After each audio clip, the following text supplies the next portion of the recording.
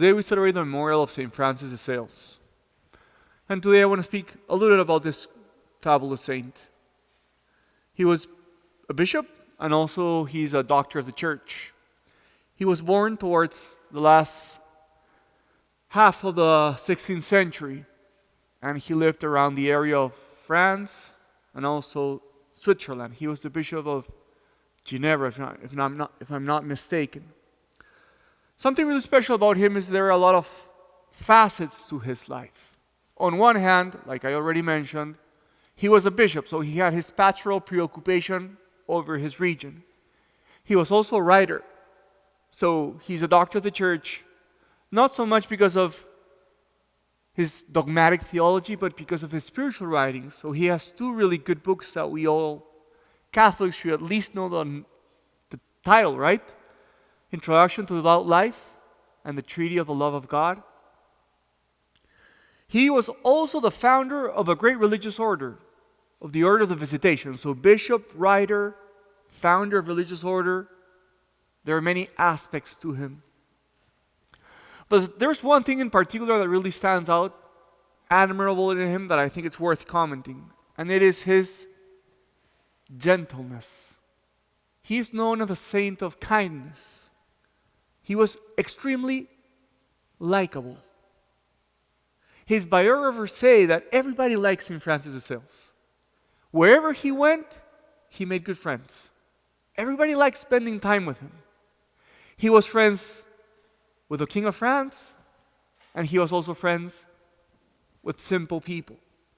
In fact, if you read his books, perhaps especially Introduction to Devout Life, he has a beautiful and gentle way of encouraging to holiness, but not in an imposing way or not in a,